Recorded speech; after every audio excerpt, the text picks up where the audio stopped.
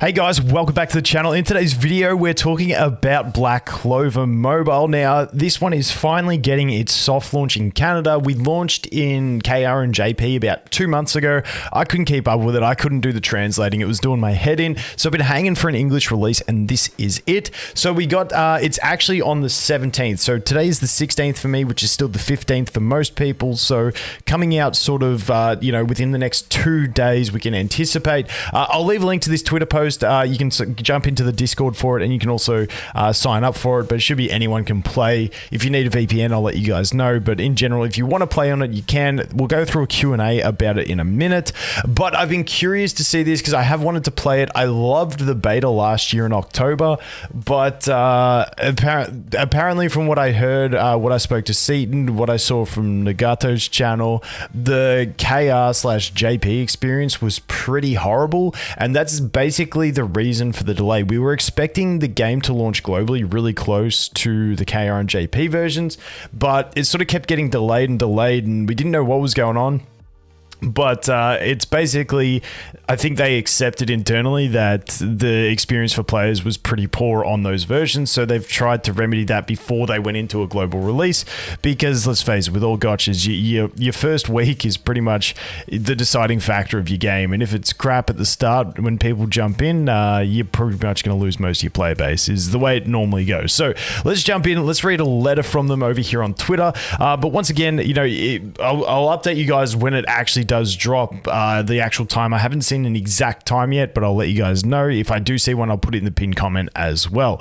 But dear Magic Knights, this is the Black Clover M operations team. We hope this letter finds you well. First and foremost, we want to extend our sincerest gratitude for your support and enthusiasm so far. We're happy to announce that the soft launch is just around the corner, scheduled to commence on August 17. Now, the other thing is TapTap announced this like 3 days ago and then took it down, and I was like, don't tell me we're getting delayed again. But luckily, I guess the intern at TapTap just pulled the trigger a bit too fast on the post.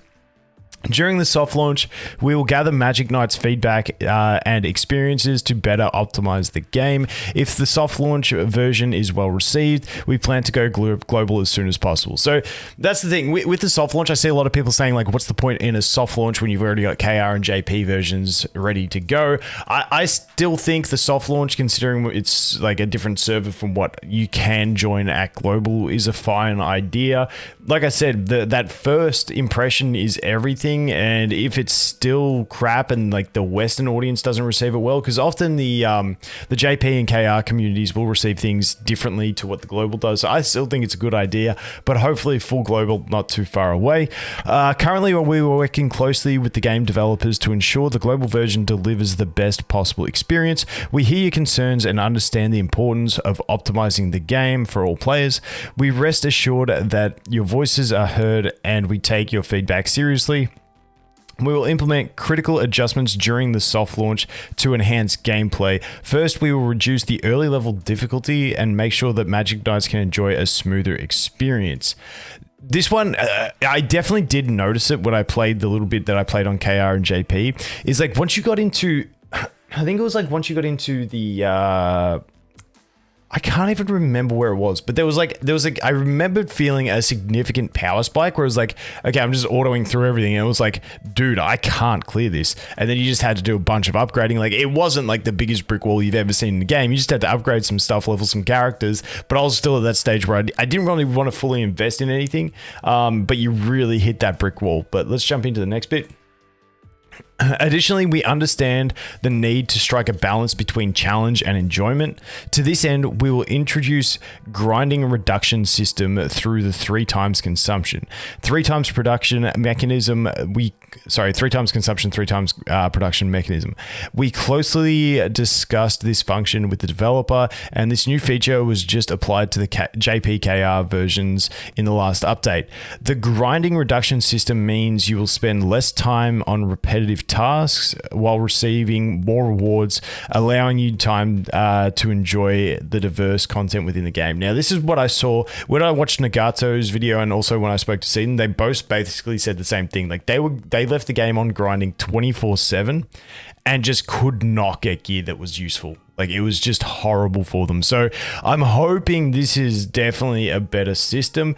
But I think the other thing that happened in the game, which I'm curious to see how they address, was that the Summer Noel came out. And from what I've heard, Summer Noel was just completely broken. Like, there's power creep and then there's Summer Noel. So I don't know if they're going to balance the game better at Global. If they have that sort of level of power creep, I think the game might get a bit tedious when it's like, okay, like the one mode you really have to look forward to is Arena, and it's just completely broken because every new character is a must have and they dominate the meta. If it's like that, I feel like that's going to be average. Like, yes, a little power creep's fine, but you can't just destroy the entire game with one character. That's kind of sad. So we'll have to wait and see. We are deeply grateful for your patience and support as we work to make the game the best it can be. Your passion drives us forward, and we are committed to ensuring the game's final version will be an experience you cherish. Once again, thank you. All right, so they'll keep us updated on the socials about the stuff. So that's the first bit. Now they got a little Q&A section at the end here that we can go through.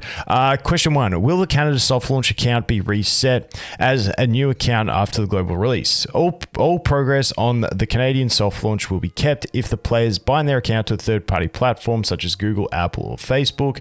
Since the Canadian soft launch version will eventually be combined with global versions and appear as one of the servers in the global version. To save your progress during the soft launch, CA players will need to bind their account to the aforementioned third-party platforms. Then, will Canadian players join the global server for the global release? This is obviously always a thing for PvP and stuff like that. There will be multiple servers in global, such as NA, EU, Latin America server, etc., etc.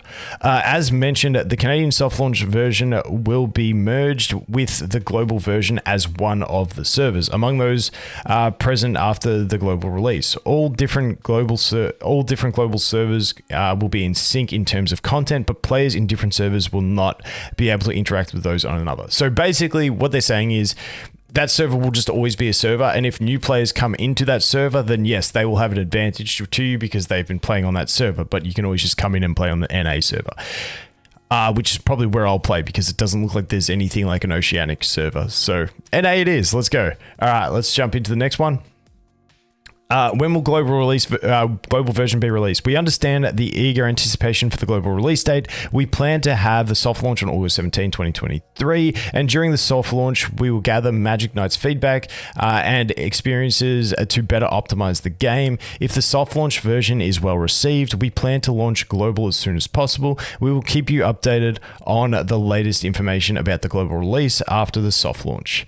And then how can the game's difficulty be adjusted? And the degree of game grinding be reduced. Adjusting difficulty level, we have reviewed and adjusted the difficulty levels of the early stages in the game. This ensures that players can progress through levels more smoothly and enjoy a sense of accomplishment without facing overly challenging obstacles. I think that's always good. A lot of people are more casual, and if you hit a brick wall and you're like, this is just annoying, you just leave. Reduce the grind in the game. We've introduced a grinding reduction system through the 3 times consumption and 3 times production. To me, that name just sounds like instead of spending 10 stamina to get 1 gear drop, it's you're spending 30 stamina to get 3 gear drops. I think that's the way it sounds to me. The grinding reduction system means you will spend less time on the repetitive tasks while receiving more rewards. Allowing you time to enjoy other diverse content within the game. That's basically what they said earlier, but that is a roundup of it. I'll definitely play the game at the soft launch, let you guys know on this channel what my thoughts are around it, but I've been looking forward to this one since I played the beta. The beta was super fun, so hopefully they can fix some of those issues that JP and KR had, and hopefully not implement too much power creep, and it should be pretty fun, but keep you guys updated. Anyway, thanks for watching. Hope you have an awesome day, and I look forward to seeing the next one. Cheers.